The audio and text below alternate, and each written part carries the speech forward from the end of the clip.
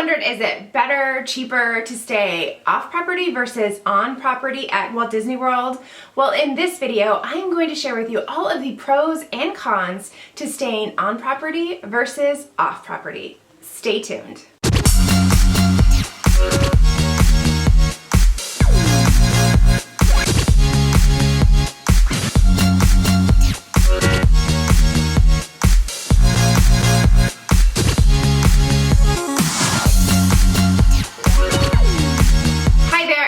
My channel. If you are new here, my name is Cheri. I post new videos every Tuesday and Friday all about Disney. Go ahead and subscribe down below and hit that little bell notification to be notified every time I post a new video.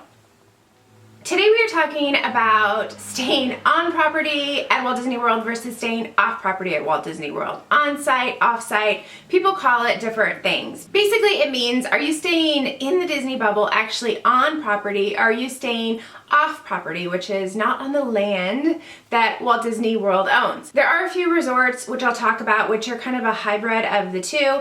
They are on Disney property. They're not Disney owned properties. So we're gonna start with staying on property. Walt Disney World has 4 categories of resorts on property. So they're going to be your value resorts, your moderate resorts, your deluxe resorts, and your deluxe villas. They all range in price and in size. I'm not gonna go into that in this video, but I just want everyone to be aware, if you don't know, that there are different resort categories. Now, the biggest pro, in my opinion, in staying on property is the theming of the resorts. All of the resorts are incredibly themed, but themed in very different ways. The theming really varies from resort to resort, and there is something for everyone, from really high class, foofy, kind of bougie resorts to real like kid-friendly, animated, Mickey Mouse type of resorts, and then there's going to be everything in between. Another pro of staying on site is the convenience. Because you are so close to the parks and the proximity, it's just very convenient to get to the parks. And all of the resorts have transportation to the parks. All of them offer buses, and then certain resorts also offer boats. You may have access to the monorail. Pretty soon you're gonna have the Skyliner. So there's different ways to easily get to the parks and to get around Disney property. Along with that convenience is it is very easy for your party to split up. So if you maybe have a little one that needs to go back to a resort for a nap or for whatever reason, it's really easy for one person to maybe stay at the parks with maybe older children and another person to go back to the resort. Along with that convenience comes the ability to use the Magical Express. So the Magical Express is a bus transportation service from MCO, which is Orlando International Airport. They will take you and your luggage directly to the resort. In fact, if you tag your bags, you don't even have to deal with your luggage. So when you check your luggage in at your home airport, you won't see it again until it's delivered to your hotel room. If you have small children, you know you have a lot of luggage, and to not have to deal with that, for me, is priceless.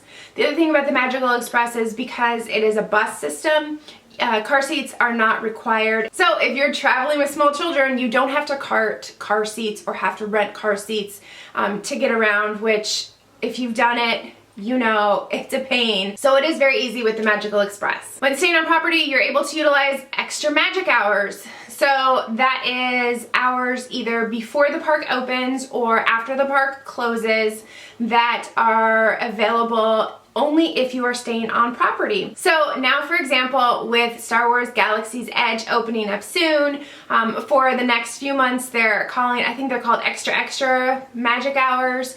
So Hollywood Studios will open up at 6 a.m. for guests, and that's only if you are staying on property. Other times, especially in the summer, the parks will be open later, like Magic Kingdom. I haven't really seen it lately, but it used to be that they'd be open till like 1 a.m.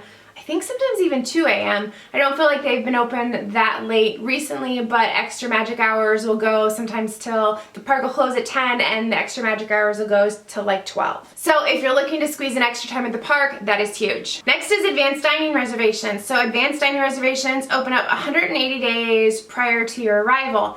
They open up at 180 days for everyone. However, the big plus to staying on site is that you are able to book 180 days plus 10. So the first 10 days of your trip, you're able to book at that 180 day mark, which means one day you get up and you're able to get all of your dining reservations done in one foul swoop. The next thing is you're able to book fast passes at 60 days when you're staying on site, which for those hard to get fast passes is sometimes key to get them at that 60-day mark. And finally, a big pro for a lot of people staying on site is that you're eligible for the Disney dining plan. You are only eligible for the Disney dining plan if you are staying at one of the Disney resorts that Disney owns.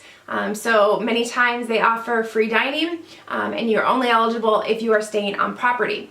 Now for cons. Staying on site can be more expensive than staying on site. I'm not going to say that that is always true.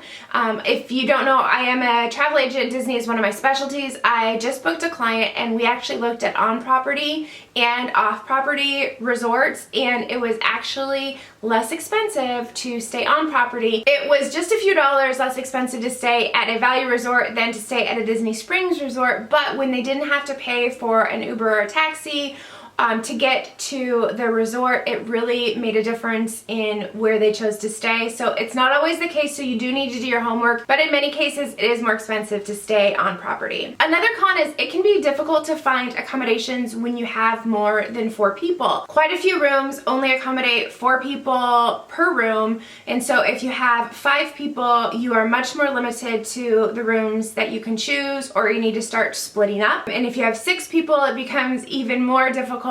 So I know a lot of families have 5 people, 6 people in a family, and it does become more difficult to stay on property when you have more people and want to stay in one room. Another con can be the transportation. While that was a pro, it can also be a con. Sometimes it can take a long time to get that bus. We have stayed at Animal Kingdom. We have waited over an hour for a bus to get to a park. It is not fun. And then some of the resorts are located farther away from the parks. So if you're staying at a Magic Kingdom area resort and you want to get to, say, Animal Kingdom, it can be a good 20-minute ride. If you're staying at Animal Kingdom resort and you want to get to the Magic Kingdom, it can be a good 20-minute ride. So you have to consider that, I think, when you're picking a resort, is where you're going to stay and which parks you're going to be visiting the most, because it can be quite a journey to get there. And at the end of the night, especially, getting on that transportation when everybody's leaving the park at the same time, you can be waiting for that transportation. And the final con to staying on property is if you do have a car, whether you are renting a car or whether you drove in and are parking your car, you have to pay for parking. You have to pay for parking at your resort. You do not have to pay for parking if you drive to the theme park, because they're including that in your resort stay. That is included. But you do have to pay to park your car at the resort. If you're staying in a value resort, it is $15 per night. If you're staying in a moderate resort, it is $20 per night. And if you're staying in a deluxe resort, it is $25 a night. If you're staying for a week or longer, that can really add up if you have your own car. They're definitely discouraging people from driving there, from renting cars, from parking those cars in the lot. So I think that is definitely a con. There are a handful of hotels that are located on Disney property, but not Disney hotels, not owned by Disney, and so they're kind of a hybrid of staying on property or off property, and that'll be the Swan and Dolphin, the Four Seasons, the Hilton Orlando Bonnet Creek, and the Waldorf Astoria. And then there are also a handful of properties that are official Disney hotels. They are not owned by Disney, they are owned by hotel chains, but are generally located directly adjacent to Disney property. And those are going to be located in Disney Springs, Flamingo Crossing, and the Lake Buena Vista area. Now, all of those resorts that I just mentioned are going to have some of the benefits of staying on site, the 180 days plus 10 for your dining, and your fast passes at 60 days, and the extra magic hours. They also all offer transportation to the parks. The Swan and Dolphin are the only resorts that are going to use like the Disney bus system, so you are going to get dropped off where the other resorts drop off in the bus area. The other resorts that I mentioned are going to most of the time get dropped off like at the Ticket and Transportation Center for Epcot or Magic Kingdom, or at Hollywood Studios and Animal Kingdom in a little bit separate area. Those resorts are often less expensive to stay at. Sometimes they offer bigger rooms, bigger accommodations. You might be able to get suites so you can have more people stay in your room. So they're definitely worth looking at. They are a hybrid between on-site and off-site. Now for staying off property, the rooms are often less expensive. Whether you're staying at a resort that is directly adjacent to Walt Disney World, maybe you're staying over near Universal Studios, maybe you're staying downtown, farther out, maybe in Kissimmee. It's just going to depend on where you're staying, and that's going to hold true for whether you're staying in a hotel room or maybe you are renting a villa. Maybe you're doing an Airbnb, whatever the case may be. Oftentimes you can get a room or even a villa for $200 a night or less. If you have a larger group, 8, 10, 12, 20 people, you can stay in a villa or a condo that will oftentimes have a separate bedroom for each person, or maybe 2 people sleep per room. You're also gonna have a full kitchen. They're also, many times they're gonna have like a pool table or some gaming area, and a lot of them have pools, huge pools, which is a nice feature. And now the cons for staying off property. You leave Disney property, you leave Mickey Mouse, you leave the Disney bubble, good or bad. You just are leaving a little bit of the magic. Part of leaving that magic is the distance. You're probably gonna be at least a good 15 or 20 minutes away from any park, sometimes even longer depending on where you're staying. If you have little ones and you need to go back midday for a nap, or maybe you forgot something or you need a change of clothes, it is going to take you a couple of hours to leave and then come back, and so that can be a little bit rough. Also, being farther away, your party can't split up. It's not as easy, because if one person is going back to the resort or villa and you only have one vehicle, then the other person is going to be stuck at the parks until you come back, until you can come back and get them, and a lot of people don't like to feel like they are stuck. Another con to staying off property, while a private pool at a villa or even a really nice pool at a resort is really a pro. The con may be it might not be elaborately themed, there might not be a water slide, there's probably not going to be lifeguards on duty like there are at the Walt Disney World resorts, and they're probably not going to have life jackets or floaties for smaller children, which the Walt Disney World resorts all have. If you are staying at a condo or a villa, you might have to go to the store not only to get like groceries and food and that kind of stuff, but also a lot of them don't stock supplies. So there may only be like 1 or 2 rolls of toilet paper in the restroom, or maybe 1 roll of paper towels, and oftentimes the owners don't stock that. So if you run out, you do have to replace it, which can be a little bit of a pain. And then kind of the big ones in my opinion are your advanced dining reservations. You can start to book them at 180 days, but you have to book them day by day. So you have to get up every day and get that advanced dining reservation day by day by day. So if you're there for 10 days, you have to get up every single morning to try to book those dining reservations. The other thing is the 30-day fast passes. When you're staying off property, you can only book fast passes at 30 days, which if you watch my fast pass tips, tricks, and hack videos, doesn't really matter. You know how to get them, but for a lot of people, it is a con and it is hard, because if they want to ride Seven Dwarfs Mine Train, Flight of Passage, Slinky Dog, and they don't know those hacks, they're not going to ride the rides because they can't get the fast pass, they don't know the hacks, they don't know the tricks, and they don't want to have to wait in line. And then finally, if you're staying off property, the one thing that I think a lot of people don't consider is you most likely will need to rent a car.